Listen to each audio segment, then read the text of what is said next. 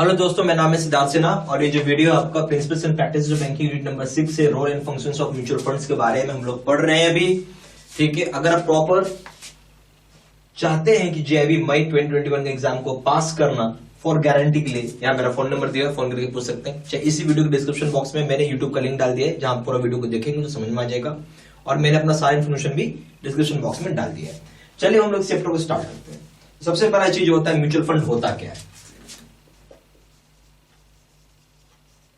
आप समझिए mutual fund होता क्या है, इसके बारे में थोड़ा समझेंगे। तो म्यूचुअल फंड एक मैकेनिज्म है। क्या एक मैकेनिज्म है? यानी एक तरीका है जहां पे रिसोर्सेज को पुल करते हैं। मतलब इसका क्या मतलब है? रिसोर्सेज को पुल करते हैं। बेसिकली हर एक आदमी, हम और आप जैसे लोग, आप क्या सोचते हैं, हम लोग को ज्यादा शेयर मार्केट की नॉलेज नहीं होती। समझिएगा बात बहुत ध्यान से, हम लोग को ज्यादा शेयर मार्केट की नॉलेज नहीं होती। हम एक चाहते हैं कोई एक आदमी आए जो हमारे जगह पे पैसा लगाए, उसको हम म्यूचुअल फंड का एक रूप दे सकते हैं। हम हो गए, आप हो गए, ऐसे कई सारे लोग आए। म्यूचुअल फंड बहुत सारे स्कीम से निकाल दिए। कोई इक्विटी ओरिएंटेड होता है, कोई डेप्ट ओरिएंटेड होता है, कोई डिविडेंड ओरिएंटेड होता है। इस तरह से बहुत सारे तरीके का उनका अपना रहता है। कोई ओवरनाइट बेसिस पे होता है, और बहुत सारा तरीके का उनका म्यूचुअल फंड होता है। ओपन एंडेड होता है, क्लोज एंडेड होता है। सब हम डिफरेंट तरह के म्यूचुअल फंड से जो आगे पढ़ेंगे हम लोग। हाइब्रिड म्यूचुअल फंड होता है। बेसिकली म्यूचुअल फंड क्या है? एक मैकेनिज्म है, एक तरीका है जहां पे हम लोग रिसोर्सेज को पुल करते हैं पब्लिक से, ठीक है, और हम उसके बदले पब्लिक को इश्यू करते हैं यूनिट्स। क्या करते हैं? उसके बदले यूनिट इश्यू करते हैं लोग। ठीक है भाई, कितना पैसा उन्होंने लगाया और हमने को यूनिट पहले से तय किया रहता है कि इतना यूनिट का इतना रुपए का इतना यूनिट होगा। ओके, तो हम लोग क्या बोल सकते हैं? म्यूचुअल फंड को इज ए मैकेनिज्म, एक तरीके का क्या है? मैकेनिज्म है for pulling resources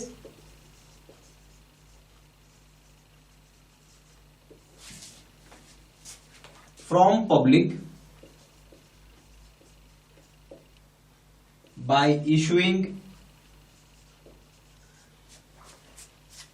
units to them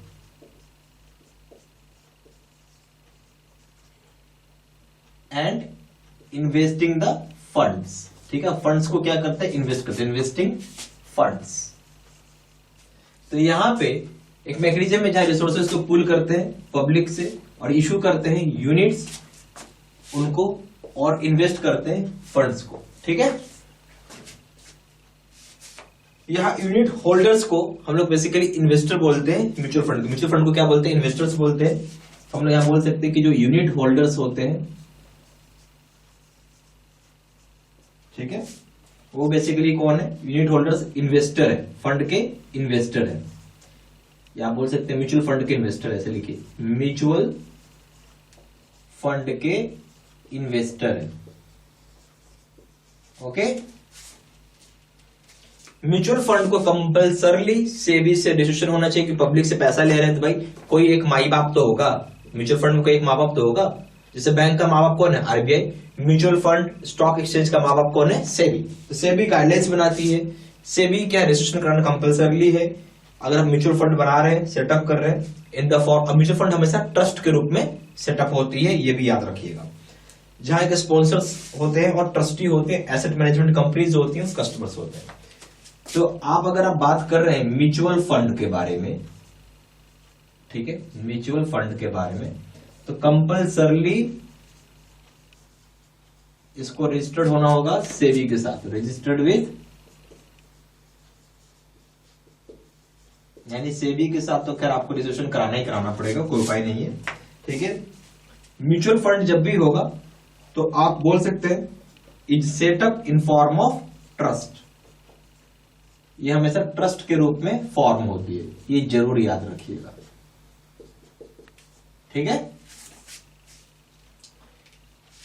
यहां पे जो ट्रस्ट होता है, आप बोल सकते हैं कि जो म्यूचुअल फंड का जो ट्रस्ट होता है उसके अंदर स्पॉन्सर होते हैं। कौन होते हैं? स्पॉन्सर होंगे, ट्रस्टी होते हैं, एएमसी, इसका मतलब हो गया एसेट मैनेजमेंट कंपनीज होती हैं, यानी एसेट को मैनेजमेंट करने वाली कंपनीज होती हैं, और कस्टमर्स होते हैं। ये सारे इनके पार्ट हो गए।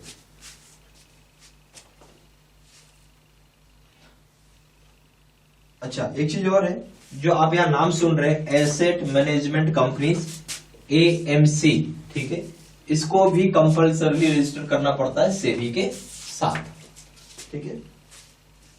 अच्छा, म्यूचुअल फंड को में आपको एक शब्द आएगा एनएवी, ठीक है, इसका फुल फॉर्म जानते हैं क्या होता है? नेट एसेट वैल्यू बोलते हैं। क्या बोलते हैं फुल फॉर्म?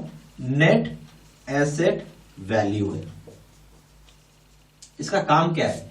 ये बेसिकली परफॉर्मेंस जो स्कीम की होती है उसको मेजर करने का तरीका है, कितना फंड का परफॉर्मेंस हो रहा है उसको एवेल्युएट करता है, चाहे उसको मेजर करता है। आप बोल सकते हैं कि performance of a particular scheme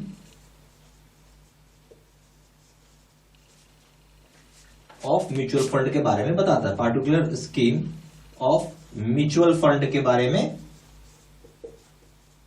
आपको बताया। क्या बता रहे हैं? परफॉर्मेंस बता रहे हैं किसी पार्टिकुलर स्कीम के बारे में जो म्यूचुअल फंड का होगा। समझ में आ रही बात? पूरा क्लियर हो गया? इसमें कोई दिक्कत नहीं। ओके, ये सारी पॉइंट्स प्लीज आप लिख लीजिए। अच्छा, एक चीज और है, इसको पहले आप सारा पॉइंट्स लिखते चलिए सारा, ठीक है।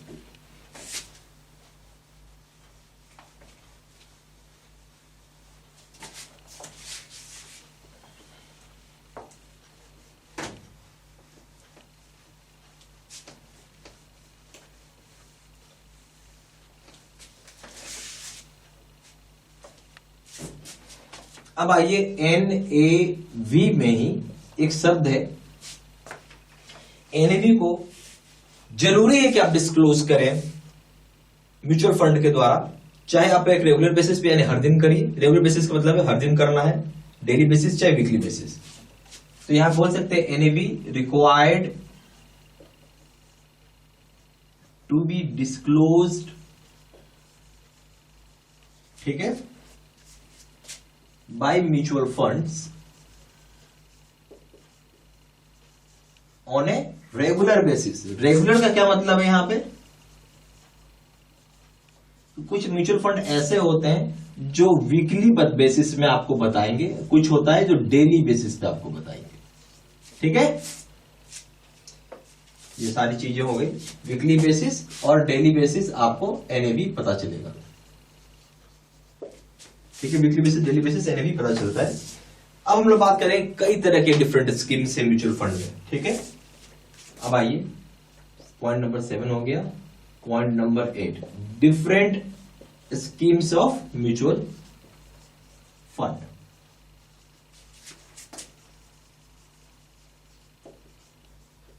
बहुत सारा स्कीम्स है म्यूचुअल फंड्स का, ठीक है। हम लोग कुछ पढ़ेंगे इसमें से। एक होता है ओपन इंडेड प्लान, पहला होता है ओपन इंडेड स्कीम, या आप इसको प्लान भी बोल सकते हैं। ओपन इंडेड स्कीम या प्लान, आप जो मर्जी वो बोल लीजिए इसको। तो ये अवेलेबल होता है सब्सक्रिप्शन के लिए, जब चाहेंगे तब आप परचेस कर सकते। ओपन इंडेड मतलब जब चाहेंगे तब परचेस कर सकते हैं, जब चाहेंगे तब आप सेल कर सकते हैं, ठीक है। और इसको लगातार परचेस कर सकते हैं, ठीक है। एसआईपी जिसको बोलते हैं, सिस्टमेटिक इन्वेस्टमेंट प्लान भी कर सकते हैं। इसकी एनएवी जो बेसिकली डिक्लेयर्ड होती है वीकली बेसिस होती है, ठीक है। ओपन इंडेड का बेसिकली वीकली बेसिस में होता है। इन्वेस्टर्स आराम से कन्वीनियंटली बाई और सेल कर सकता है इसको रेगुलरली, ठीक है। इस प्लान में क्या होता है? पैसा बहुत होता है, लिक्विडिटी होती है, ठीक है। तो इस चीज को आप लिख लीजिए यहां पे। आप बोल सकते हैं कि इज अवेलेबल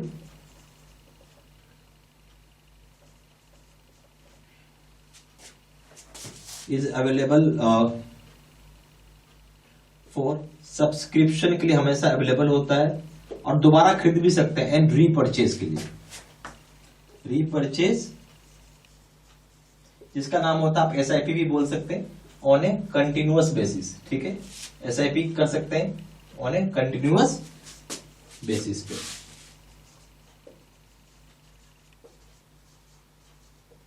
इसका हम लोग एसआईपी भी इसको बोलते हैं, ठीक है। ये एनएवी जो होता है इसका, ये डिक्लेयर्ड होता है आपका वीकली बेसिस पे, ठीक है। इन्वेस्टर्स अपने हिसाब से बाय और सेल कर सकते हैं, यानी इन्वेस्टर्स जो होंगे, इन्वेस्टर्स जब चाहेंगे तब बाय या फिर आप सेल कर सकते हैं। सबसे बड़ा की फीचर है इसमें लिक्विडिटी बहुत होता है, पैसा बहुत होता है। लिक्विडिटी यानी लिक्विडिटी आपका इसमें काफी होता है, ठीक है। ये हो गया ओपन एंडेड स्कीम प्लान। इसी तरीके से अब यहाँ पे आपको दो तरह का कोर्सेज हम लोग ऑफर करते हैं। यहाँ पे हो गया एक बेस सिस्टम में कोर्सेज होता है और एक face to face video course. Base system में क्या होता है, लाइव और डेली बेसिस वीडियो क्लासेज आती हैं, जबकि face to face video course में क्या होगा कि यहाँ पे जैसे टीचर बोर्ड पे जाएगा, पढ़ाएगा, समझाएगा, बताएगा। एक्चुअली ये कोर्स सबसे बेस्ट होता है, ठीक है, तैयारी करने के लिए। सबसे बड़ी बात है इसमें लाइफ लॉन्ग वैलिडिटी होता है। यहाँ पे 6 मंथ का ही एक वैलिडिटी होता है। बाकी कोर्स कंटेंट सेम है दोनों जगह, वीडियो लेक्चर कोर्स दोनों जगह, केस स्टडी की वीडियो दोनों जगह, 13,500 का क्वेश्चन दोनों जगह, 30 मॉक टेस्ट और रिविजन नोट्स है। प्रिंसिपल का पेपर पड़ेंगे 1000 रुपये, यहाँ 1200 रुपये। अकाउंटिंग के पड़ेंगे 1200 रुपये, 1500 रुपये। लीगल के पड़ेंगे 1000 रुपये, यहाँ 1200 रुपये है। कॉम्बो पे करेंगे 2400 दाम है, 3000 रुपये दाम है। एक ही चीज़ का सबसे बड़ा अंतर है, वो है वैलिडिटी का। और सबसे बड़ी बात क्या है कि आप जितनी मर्जी उतनी पढ़ाई एक दिन में कर सकते हैं, जबकि आप बंधन होता है कि इतना ही जितना पढ़ाया जाएगा उतना ही आप पढ़ सकते हैं। मेरा ये रिकमेंडेशन रहेगा कि आप ये कोर्स करिए। ये कोर्स करने मतलब बहुत अच्छा रिजल्ट मिलेगा। सबसे पहला बात है इसमें गाइडेंस भी रहता है, तो आपको कोई दिक्कत नहीं आएगी, ठीक है। ओके, पूरा गाइड किया जाता है इस कोर्स में। ज़्यादा जानकारी के लिए फ़ोन कर सकते हैं। फ़ोन नंबर हो जाएगा 4x9685127। दूसरा नंबर है 7827546946। वेबसाइट में जाकर ऑनलाइन ऑर्डर प्लेस कर सकते हैं। वेबसाइट हो जाएगा www.jbstudymental.com। ईमेल आईडी जो 67123@gmail.com।